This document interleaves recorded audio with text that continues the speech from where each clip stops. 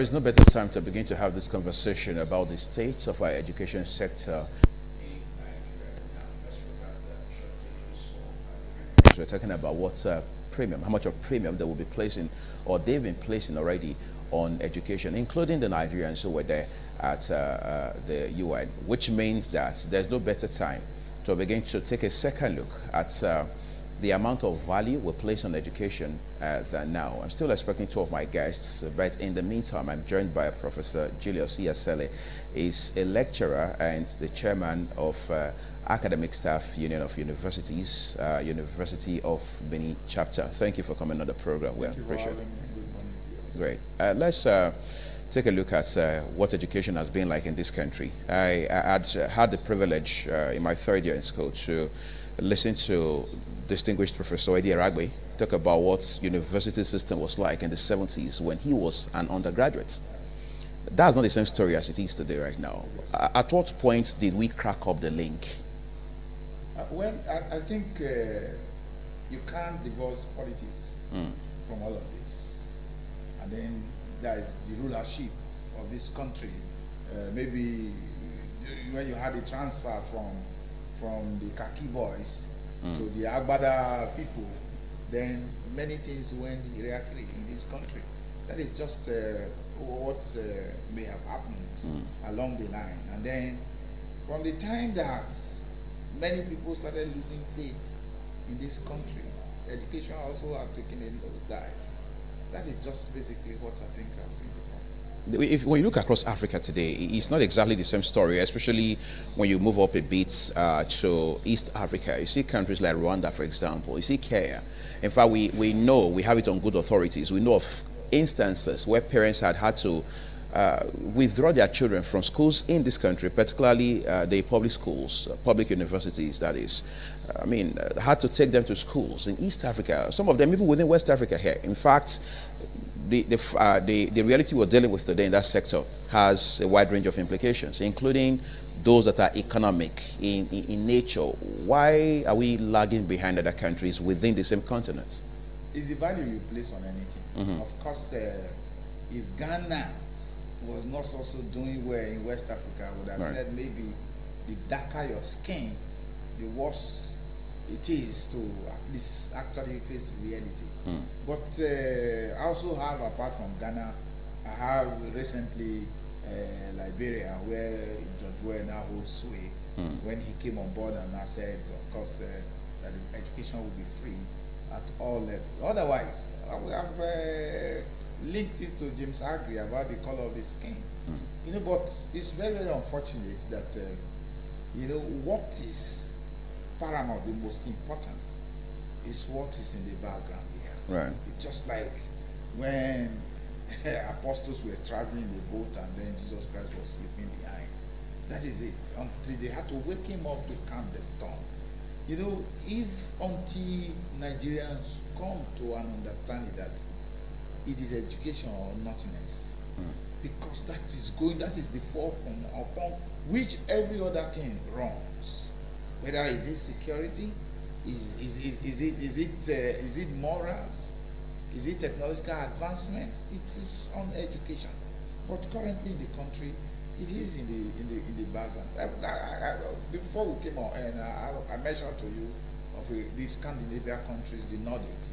If you look at countries like Finland, you look at Iceland, you are talking about Denmark and all of that. They have about, especially Finland, they have the best educational system in the world. And then, of course, one Kirsty Lonka wrote and said, you know, education lifted Finland out of poverty. So what I'm saying here is that education is very, very important. So there's a problem with our model, is that the point? Basically, you know, in that place, of course, there's an equality in education. Education is free at all levels in Finland. Which was even extended to several other countries across the world, yes, up until 2015. Yes. So, many other countries are trying to catch up with them. I'm glad you are a classroom teacher. Yes. You are an outstanding professor. A lot of persons have referred to degrees and certificates from Nigerian schools, I mean, as derogatory as that may sound, as meal tickets. Do you share that thought? Of course, that is how it's being viewed now. It's certification. That is the way the country is. Okay. You know, in some other climes, you look at countries like Germany, Canada, and all of that. Now, it is not the class of degree you come out with, but it's just what you are able to offer. Right. In this country, at a time, they will tell you, except you hold a first class or maybe a 2-1 above you. Of course, you cannot access some of the blue chip companies for an interview in this country. But I know that somebody said at a point in time, one of these oil big wigs moved out of that, and now said you come, and then they look at all of you and choose from what you can offer. No more decertification, especially when you cannot be too sure of how so many persons in so many universities have been able to reach that their certification. That is another very big problem. So in our own case, we are just looking at paper and not what the person can offer, and that has something to do with the kind of curriculum that we have. In many instances, I've been able to interact with academics like yourself. Yeah. They seem to generally be uncomfortable with proliferation of private universities. Is that supposed to be a problem? Are they not supposed to be partners in progress? Well, yes, it's supposed to be like that. But when you have that, corruption has now moved to the regulatory agencies, then what can you do in such circumstance?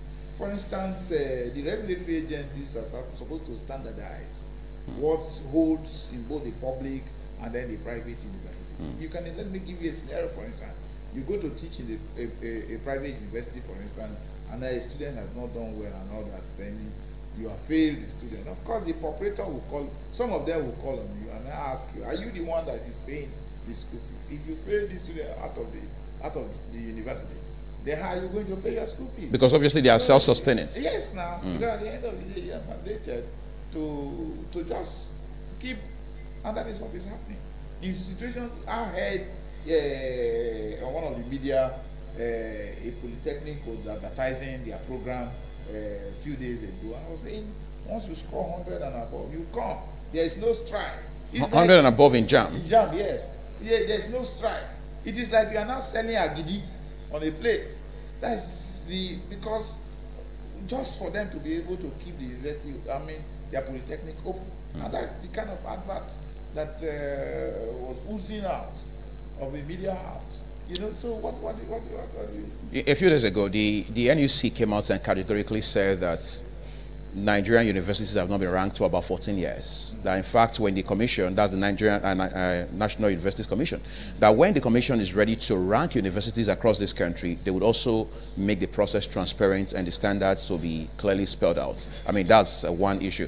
But then you're also looking at a situation where, for many years, Nigerian schools globally have not been ranked. In fact, the only time one Nigerian school was ranked was just a few years ago, and it was the University of Ibadan. And the position in that ranking was far from impressive. Yet these schools are called prestigious universities. What makes a school prestigious? Of course, I'm just going to pause you quickly, Prof. Yeah. Let's take a quick break at this point so we can expand the conversation a bit by bringing in a few more guests. Stay with us. TMI, every opinion counts. Well, thank you for staying with us. I've just been joined by a second guest on the program just to introduce a few more strands into the conversation. Reverend Canon Timothy Ighodaro is many things as far as the education sector is concerned, but let's essentially just tell you that Reverend Canon Timothy Ighodaro is Quality Assurance Vocational Consultant and Deputy Director Examinations Development and Head of Units National Vocation Framework and Examination Administrator. Thank you for coming on the program. We appreciate it. Thank you very much. At a point, I thought we were going to be tempted to read your citation, but that's not going to be possible in the program. But it's a good thing that you're being paired with Professor Julius CSLA. You're passionate about education. You can't pretend about it. As it stands right now, what keeps you worried about the education sector? I'm worried about the educational sector because there's a lot of deception. People who do not love this country, they are in charge of educational policies. And because of that, the policies that are going out is not going to favor this country. You remember sometime in Nigeria we have 6334, right? Isn't it? Now, when the concept came, what they were more interested in to import teaching materials, import tools and equipment. Do we have those materials and equipment here? No. It was distributed throughout the country. Nobody cared about who will teach them. Who is going to teach those subjects that will enable those students to acquire skill? Is there electricity? Most of the equipment were heavy equipment that need power. Where is the consumables? Where is the people to install them? Is it to just drop them in school? Won't it be installed? Where are the workshops? Nobody thought about that. We have 633, they drummed the machine and most of them were stolen. So today if you go around the schools now, it's only few schools you find such equipment and there are no teachers to teach them. So our system have been a system in which they talk of secondary education. I'll tell you something quickly. Just before you came, I was asking Professor Yaseli about the quality of our education off camera, and he mentioned curriculum and the need to review it as often as possible. Yeah. What exactly should we be fixing about our curriculum? Our curriculum, if you ask somebody to fix our curriculum, for instance, I'm into the technical and vocational area. Right. Like the National Board for Technical Education. They are in charge of curriculum development. So when you give them curriculum to develop, it takes about 3 to 4 or 5 years. And it costs millions to do that. And they don't have such a fund. They are not properly equipped to do this work. Do you understand me? Right. The billions we are using to conduct election, if you give it to MBT, they will do a lot of work. So if we do that, what happens to the conduct of election? We forget about elections. No, it's too expensive. So we can cut down. That's what you're saying. You can cut down the cost. Right. Yes, you can cut down the cost. The police are deployed. You pay them again for deploying them. At the end of the so let's leave that side. Let's come to this side. But when it comes to education, the funding is very poor. Very poor funding. So it takes years. And you know, within those years, before the curriculum is out, part of it is already obsolete. So I am into vocational assessment. Now we have national skill qualification framework. In London, it is called National Vocational Qualification Framework. But in Nigeria, we call it National Skill Qualification Framework. It was launched in 2018 by the Honorable Minister of Education, Malan Adamu. When he launched it, all of us were at the National University Commission headquarters in Abuja. Till today, no legal framework. 2014, the Federal Executive Council gave a approval for us to continue with the National Vocational Qualification Framework. As at that time, there was no other law that will enable them to operate under Federal Executive Council approval. The Federal Executive did not transmit that approval to the National Assembly so that there will be a law. And when there is a law, then it can flourish. So what do we mean by national skill qualification? It's comparable to the educational system. For instance, I go to school and acquire a degree. In other climes, that degree you have acquired is an academic degree.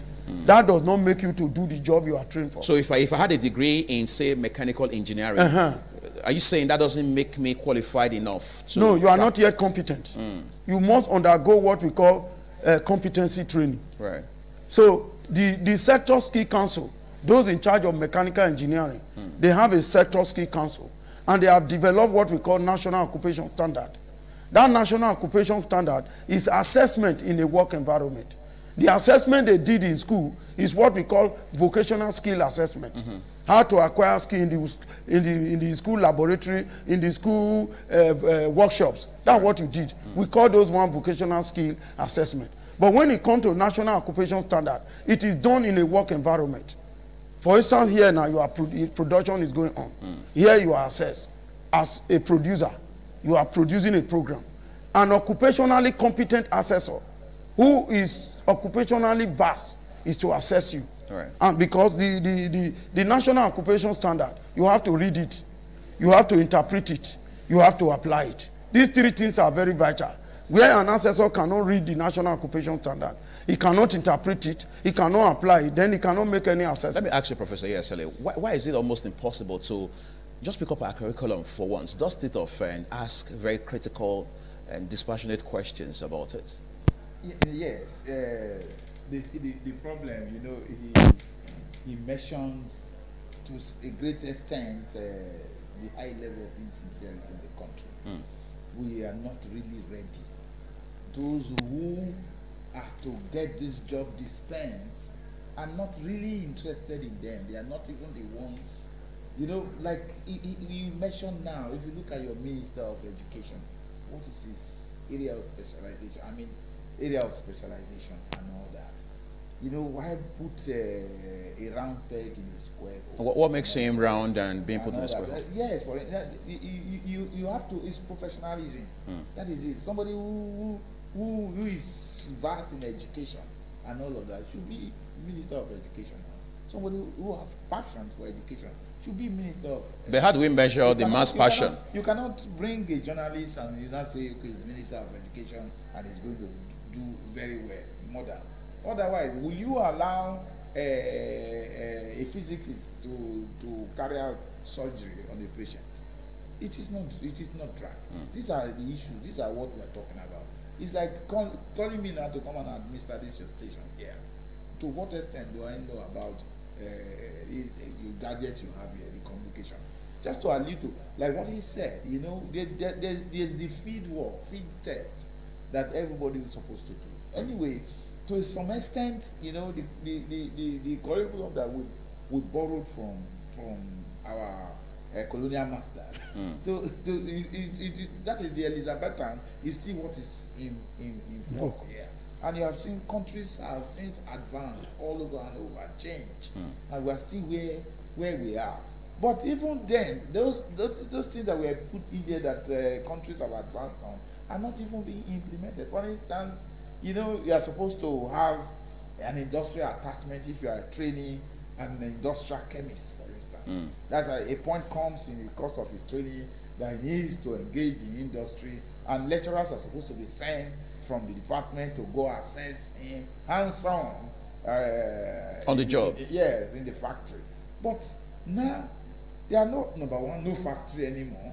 They don't have factories in Nigeria. Number two, then there are no funds to even sponsor the assessor to the point where he needs to assess the candidate. One of the greatest problems we face in the university now is that students don't find where to get attachment. If care is not taken, even in education, it's even getting difficult. That is why you have, what do they call it now? Course of training in education, you go out to do what we call teaching practice. Teaching practice, yes. Until you do that, they assess you on the field, find out how it's supposed to be a two-way thing. Yeah, I told you earlier, although universities in Nigeria appear to be based theoretically, that the training is theoretical or somehow, but then there are supposed to be some aspect, a little that have been in the curriculum to put you on or expose you to field work. But all of this, they are not. Let me ask you this quickly too, just before I come back to Reverend Canon Igodaro. STEM, the science, technology, engineering, and maths system of education, has become very popular, especially in the western part of the world.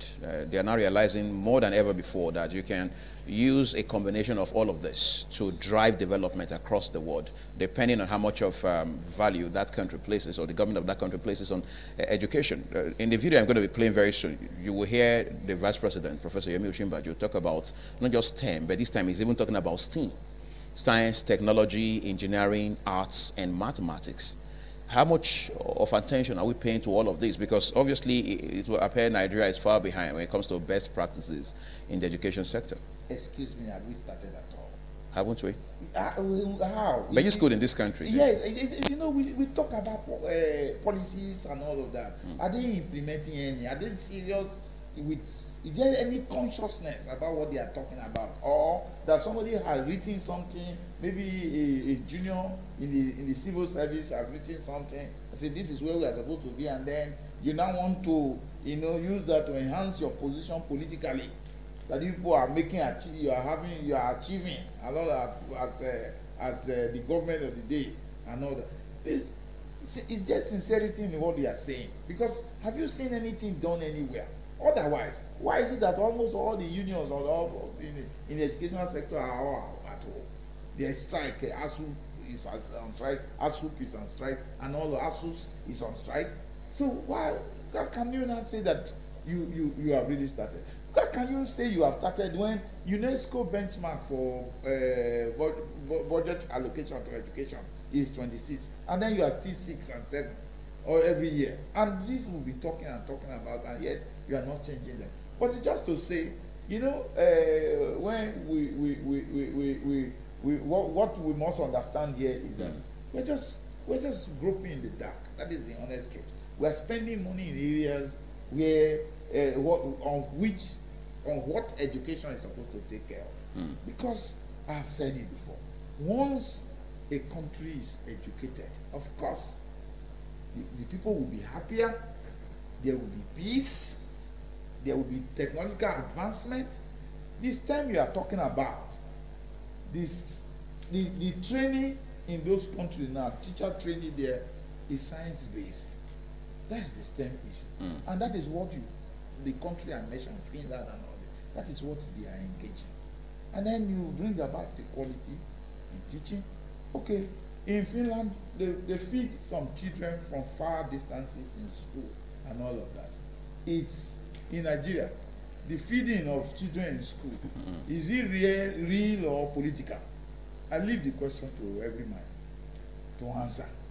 Because we have primary schools here, around here. I have in my university. Are the pupils there? Are they fed? So let's say until we actually begin, you know, that we begin to think that we want to begin, then we are not there. Reverend Canon Igodaro, talk to me about not just quality of education now, because we also have to talk about the capacity of the teacher. One time, a lot of states, became popular across some states in this country to carry out teacher competency tests. Yes. How competent overall would you say our teachers are? Yeah. Because you can't give what you don't have. Yeah, you can't give what you don't have. Right. You see, that time they wanted to do it. I'm a quality assurance assessor. Sure. I'm an internal quality assurance manager. I'm a external quality assurance manager. I was trained in London. So when we came back in Nigeria, we are the one who started the National Vocational Qualification Framework, in which we have 5 levels. I told them that you cannot carry out that test. Why? Because they don't have competent people on ground. 2, before you carry a competent test on somebody, you will need 3 assessment methods to verify one performance criteria. First of all, where is the National Occupation Standard for teachers? It has not been developed. Where is the training school where you enroll them so that they are being trained? After they are being trained, before you now take up the vocation, the assessment. Are you going to give them question and answer? Question and answer does not verify. It does not competency. It's not sufficient. It is necessary but not sufficient. You must need one. And the assessment method we have, they are about 8. Direct observation is there. Planning is there. Question and answer is there. Assignment is there. Case studies are there. All these things, the learners must undergo them so that they will be able to assess them. So that's why that matter was dropped. I wrote a paper that time telling them what you need to do before you can determine competence. In London, if you are going to buy meat in the market, the person that is going to cut the meat for you has what we call a MVQ, National Vocational Qualification. When he cut the meat, we know that this is how to cut meat. I want to tell you to the level, the mechanical engineer that left Nigeria who have PhD, when they got to London, what happened? They started at level 3. We got to London, we started at level 3. We went to level 4. So you must do that to determine your competency. It is not academic theory we are talking about now. Doing this work, production process, and everybody in the production process must be very competent. That's what we are doing. So for the teachers, there was not what we call CPD for them. Continuous professional development. Every teacher, both in the university, in the polytechnic, in the secondary school, primary school, KG, must have CPD. The authorities will insist, what is the CPD for the year? They will give it to you. Even if you read a new textbook, it's part of your CPD.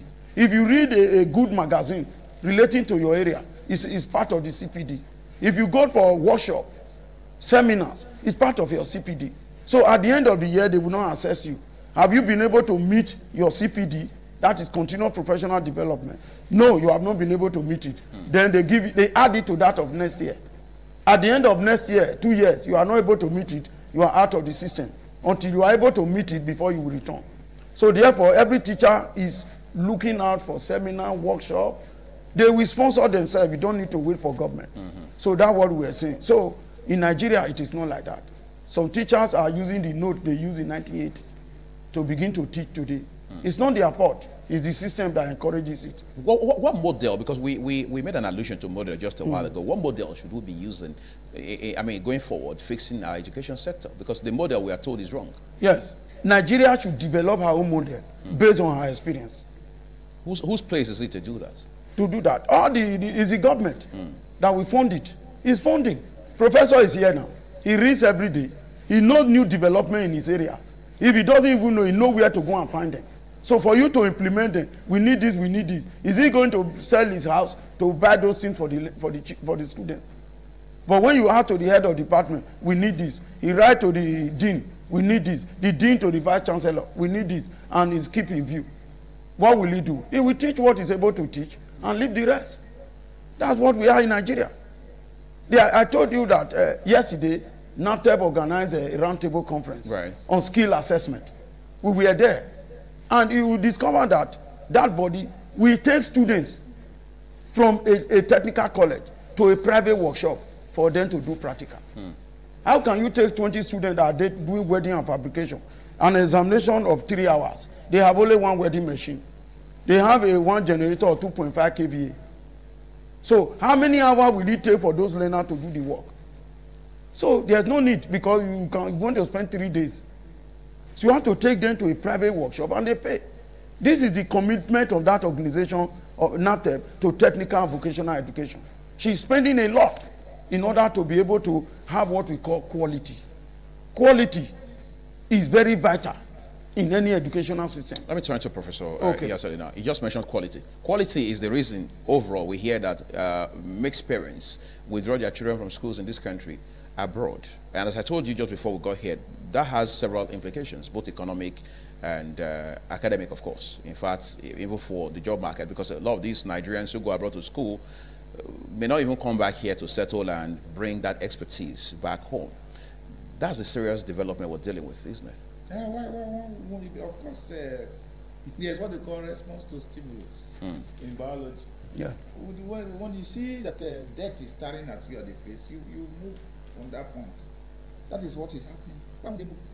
Of course, people will always, the idea is you are aspiring for the best. That is, and so parents are saying what is available here. Of course, we had our town hall meeting yesterday where we show to the public the infrastructure we have back there in the university, where you have the standard where I just can't understand how a girl that is trained through the current and university system now can keep a home neat and all of that because of the environment in which she has studied. You understand? Because all of this is supposed to form. When you award certificate from the university, you say you are awarding both in learning and in character. But is that the practice? The learning and character. That is what it's supposed to be, but is that what we are getting? How can you not get character from the kind of environment in which we are training our students?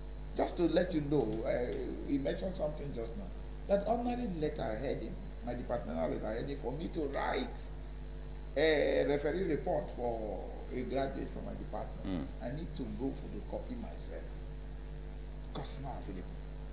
The schools cannot provide anymore. There are no funds to provide them.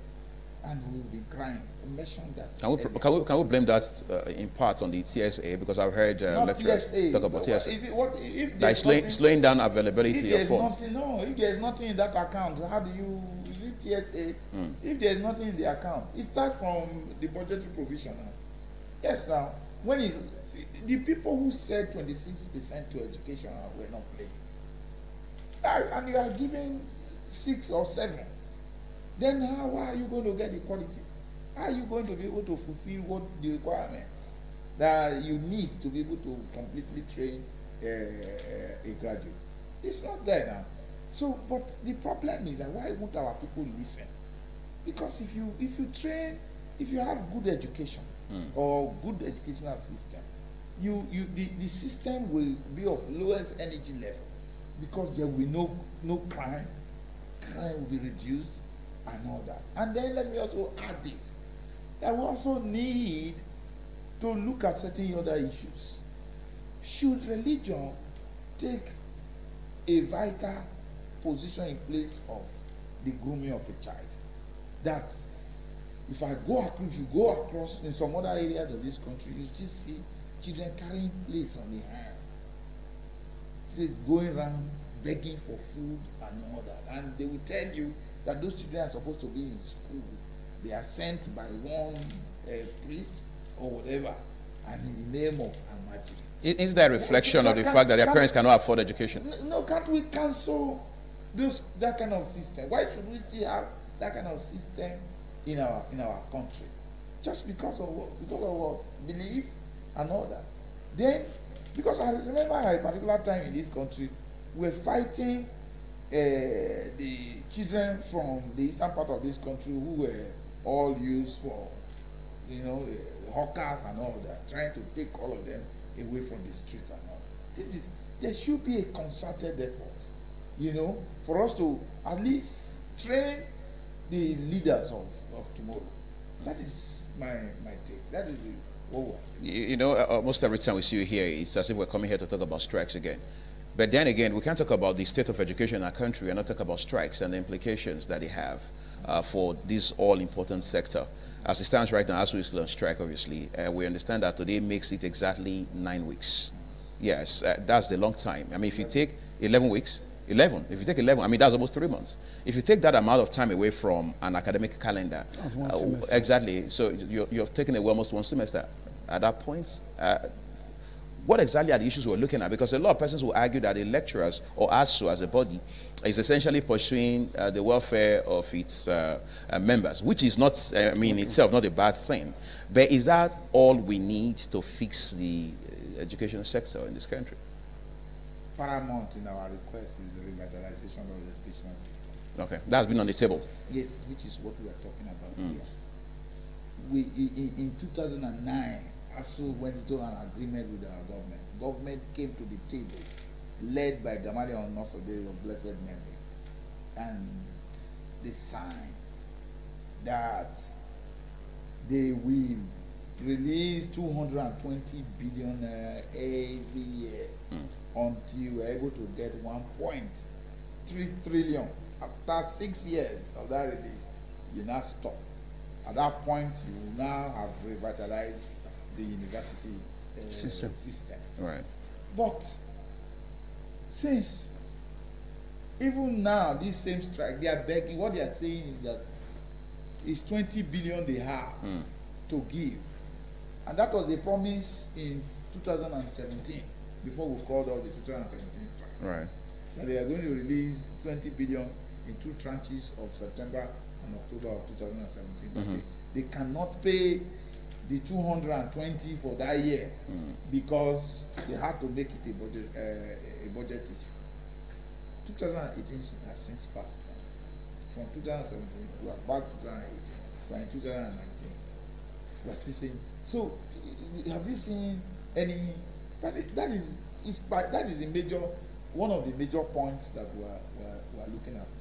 We also, even the primary and secondary schools in this university. Is it in this country? Is it not a country where we talk about UBE? We are saying you have to continue to fund the primary and secondary schools in the university, because it's where they are supposed to be laboratories to faculty of education. But the government see that they are handing off that. Why are we? Are we actually interested in education? Apart from there are many other issues, and of course, when you go into our agreement with one religion, of course you have called for problems now. You have asked that we should go on strike. That's the meaning now. Okay, we're just going to talk about that a bit further in a bit, but we're also going to talk about funding because that's critical. We can't pretend. Just along that line, I want you to look at two clips that were played for you. One is at an event where the Vice President himself spoke, and another where he was represented by the Honorable Minister of Budgets and National Planning, that's Senator Udoma. Let's just take a quick break so you can see those clips, and then we're right back while we'll be joined by the Commissioner for Education in Edo State. Stay with us. I'm also sure of those who are familiar with the new curriculum, which is called not STEM, but STEAM. That is science, technology, education, arts, and maths. The focus is on using technology to teach these subjects, to teach science, to teach technology, to teach engineering, and also to teach arts and mathematics. The focus will be on those subjects in particular. Now, why is that important? We believe that the major problem with the educational system is that it doesn't allow for critical thinking. Young people in particular, especially in the primary school level, it's cramming a lot of what we know. I mean, from the systems that we learn from, the old systems we learn from the United Kingdom, the focus is on cramming. The focus is on learning and regurgitating what you have learned. But that's not the way of the future. The way of the future is encouraging critical thinking, encouraging innovation, creativity, and collaboration. So the new curriculums that have been developed now focus on critical thinking, focus on collaboration, and focus on creativity and innovation. These are stakeholders from the education sector, other government parastatals and agencies, organized private sector and donor agencies. They converged in Abuja for a two-day workshop on sustainable funding for education in Nigeria. Their gathering is no doubt connected with belief that the sector has been suffering continuous low budgetary allocation despite declaration of a state of emergency as approved by the National Economic Council. Speaking, the Vice President, Professor Yemi Oshibajo, represented by the Minister of National Planning, Udo Udoma, says, though there have been increased funding for the sector since 2016, despite a depleting economy, more still needs to be done to meet the 21st century challenges. Availability of funding alone will not guarantee quality education. The funds must be well managed and not wasted. Teachers must be well trained and well motivated. The curriculum must be well designed to ensure that it is relevant to the needs of the country. There must be effective monitoring to ensure delivery of consistently high quality of service.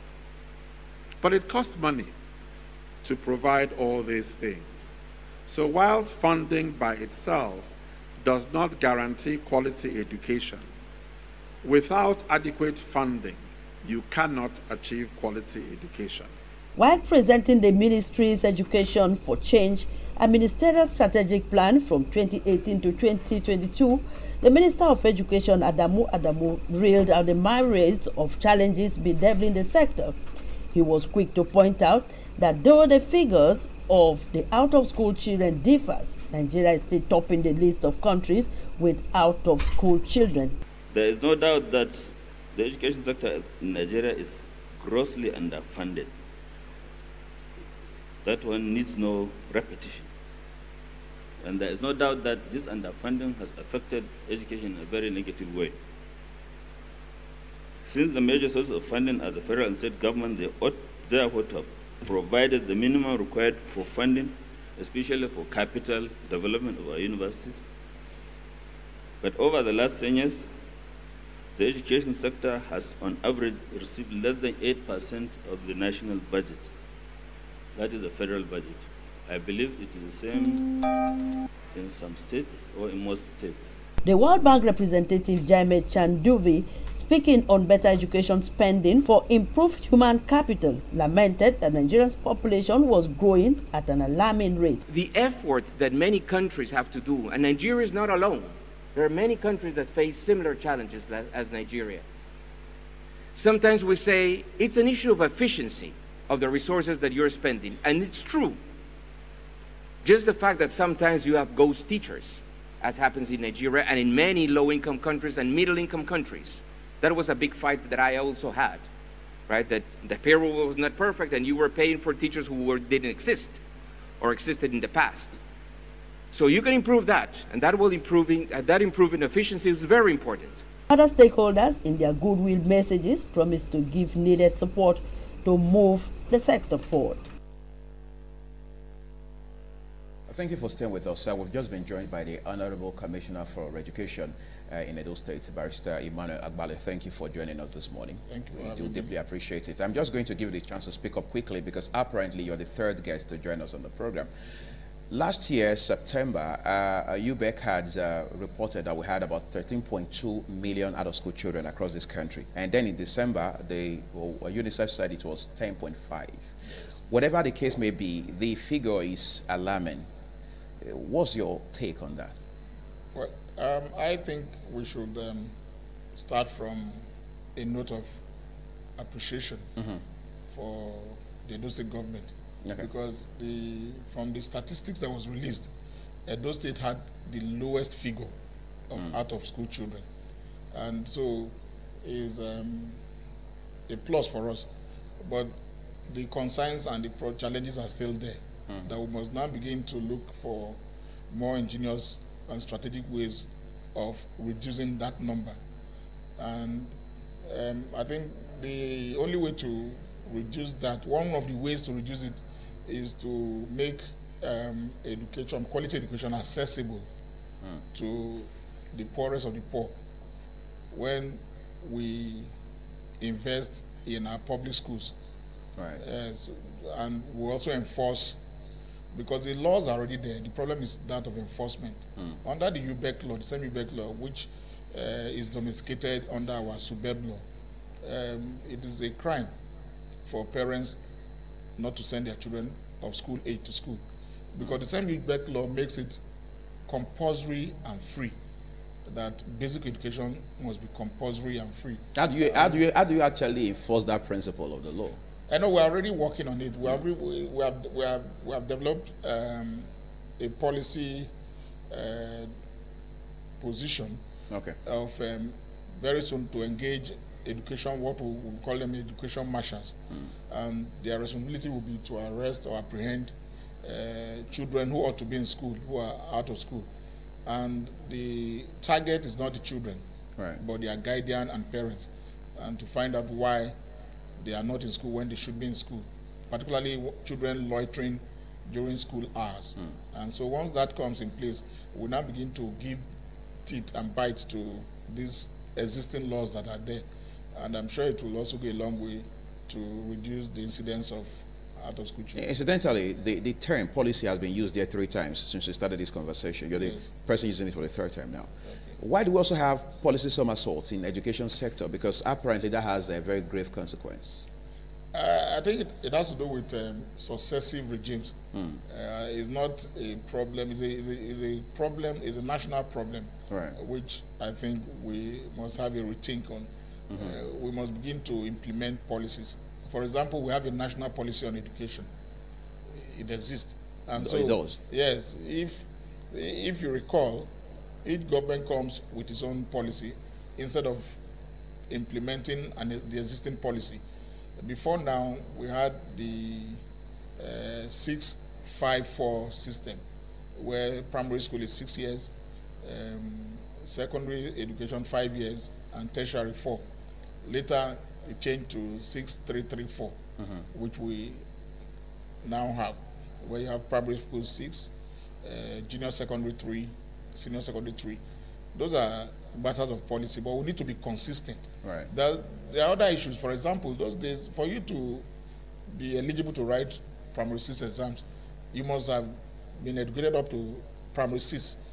But now most schools, majority of them, they just move from primary 5 to the secondary education. That's an aberration, isn't it? Yeah, it is. It's even contrary to what is contained in even the existing policy. And so the problem is that of enforcement. If we must enforce those policy positions, it will strengthen our educational system. Let me come to you, Reverend Cannon. We just played 2 videos quickly. Apparently you didn't hear the sound very well. It wasn't audible enough. However, I'd seen those videos myself time and again. There was a point where Senator Udo Odoma, who represented the vice president at that event, has said that funding is key. That funding all by itself cannot solve the problems in the sector. But we must be able to pursue other goals within the sector using funding. That's what he was saying. But the part that really leaves us feeling pathetic a bit as far as the education sector is concerned is when even the Honorable Minister himself, Malam Adamu, says that for about 10 years, allocation to education in this country on the average has been less than 8%. Of course, Professor Iyaseli has made continual reference to the fact that the UN strongly recommends a benchmark of 26%. A country like Rwanda has moved all the way from about 15.3% to 22.3% between 2012 and 2018. That's a 6-year window we're looking at. What exactly are they doing differently? If you look at that clip, he said Osibanjo task stakeholders. It's a task. There are no blueprints. It's a political statement. Even the 8% you are talking of, where was it applied? Some time ago, we sat down and we developed a program under UBEC for out-of-school child, for South-South and Southeast in Abuja. Till today, nothing has happened. So, all those type of policies somersault. You bring a policy, you are not able to drive it through. Sometimes policy comes, they are not properly thought through. So it's going to give us a problem. You see that, I give you an instance. For instance, we are talking of quality now. Quality. You see, quality has 5 departments, but they are interrelated.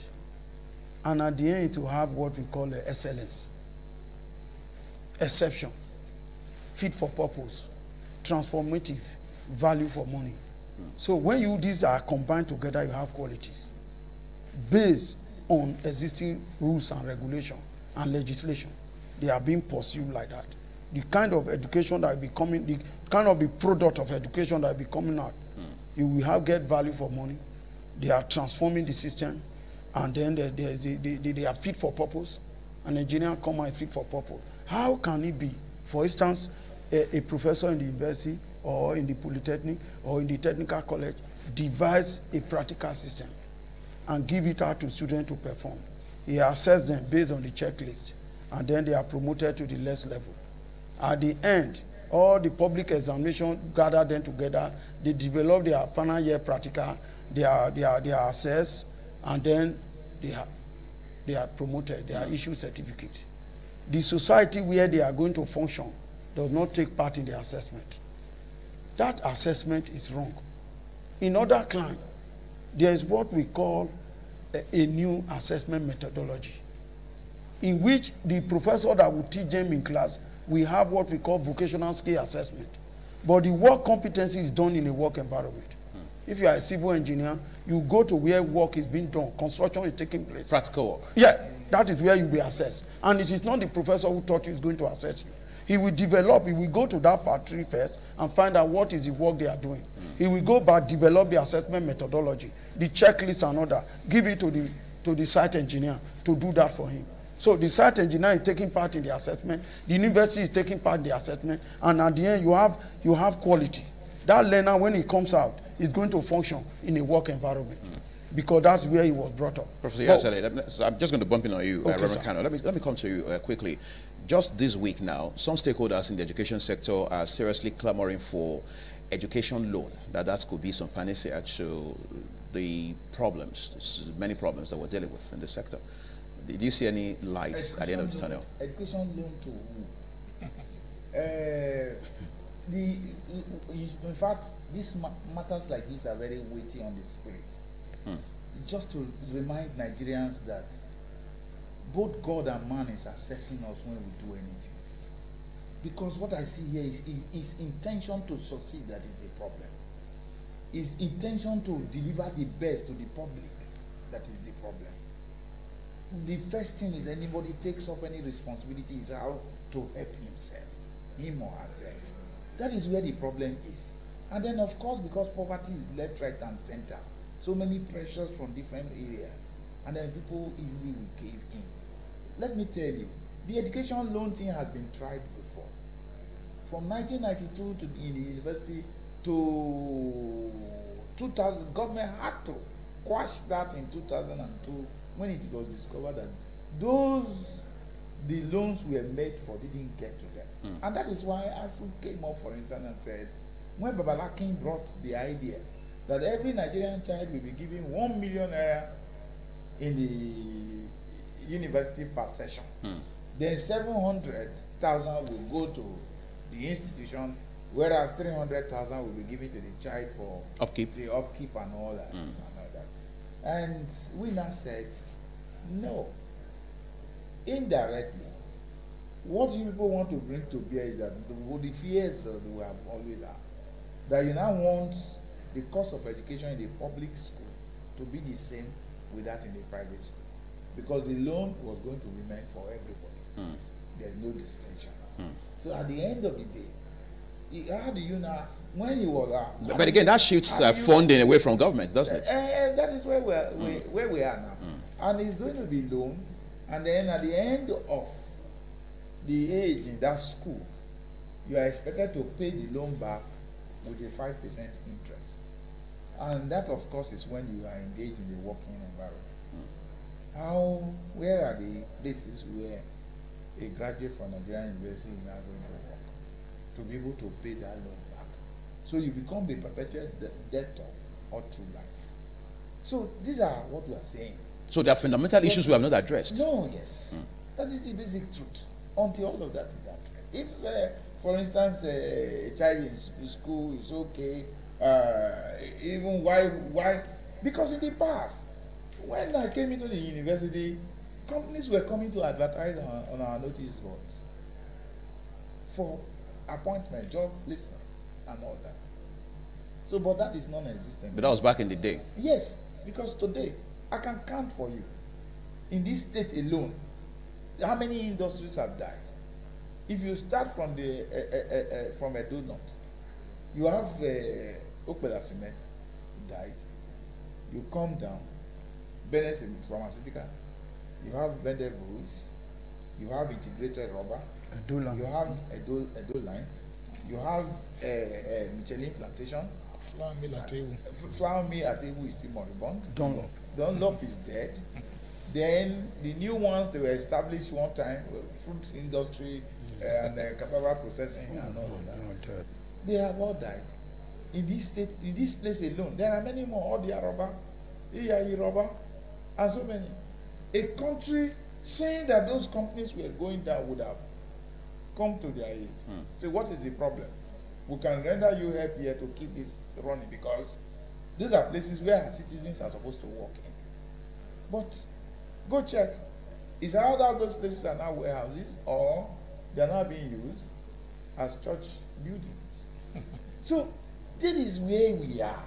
I'm telling you about the sincerity of purpose, the sincerity of mind. That is just the basic problem. Which loan? Who will administer? Where will the loan get to? At the end of the day, you will find that loans will be administered in political words, if at all money will come. Not even going to those who is meant for. That's what we find. Let's talk about outcomes, Barrister Agbale. We understand that the labor market evidently is saturated. But then again, in the middle of that, you realize that we are told at least half of the graduates churned out from our universities are not employable, which means on the one hand, you're dealing with unemployment, on the other, you're dealing with unemployability. How do we make sense of both and improve on this situation going forward? Well, I think the way to go now is skills acquisition. Right. We must refocus our attention and direction. Over the years, the issue of employability of our graduates have become very unprecedented. And like Professor has said, that most of the canon has said to, particularly the canon, most of the trainings that we now give out in our schools are not related to the demands of the workplace. There's no nexus between them. There must be a connection between the demand and the supply side of the equation. And so if there's no nexus, then you just go and train people that are not required in the labor market. Then they become unemployable. Secondly, you train people who do not have those basic skills. Because our emphasis is on literature, right, without looking at the practical side of skills acquisition. We should be able to now begin to divest ourselves of the primordial system and begin to refocus on creating the necessary apparatus for our students to acquire skills. And that explains why, for example, our present state government were refurbishing and renovating aggressively the Benin Technical College. It will amaze you that that college was established in 1974, over 40 years ago. So if skills were relevant in the 70s, they should be more relevant now.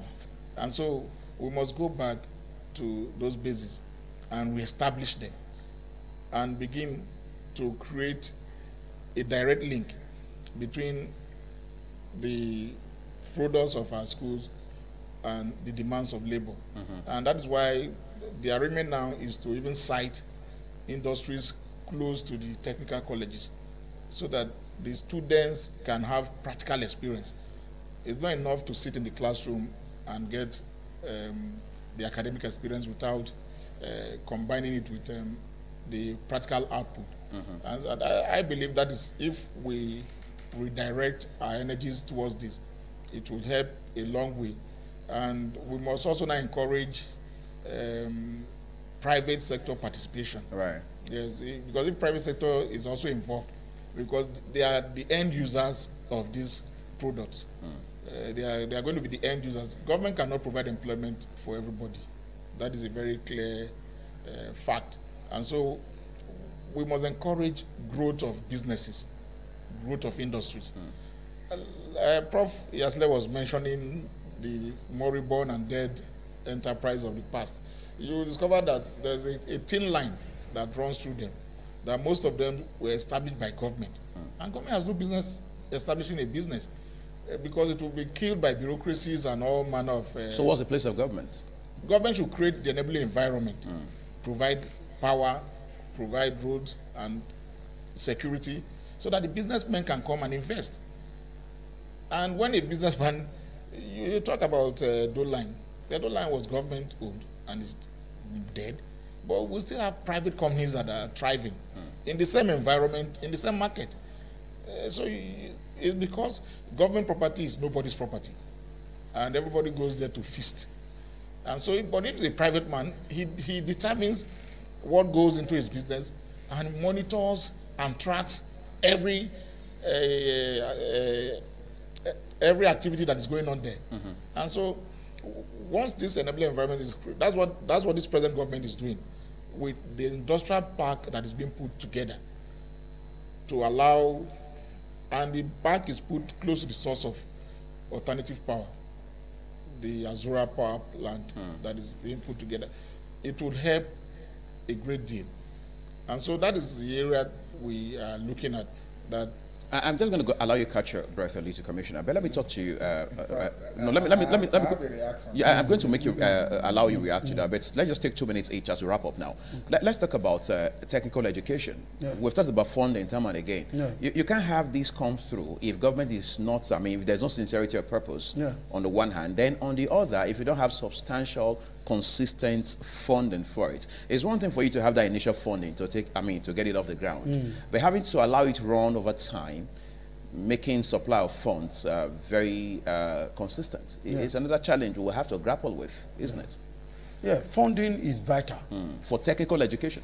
Any form of it, but we are dealing with technical education, very vital. And you need security. You need funding to, do you know in Benin Technical College, thieves came there with truck and carried lift to lift up late machine, put it in their truck, and drove away till today nobody can trace them. why in their school there was no security.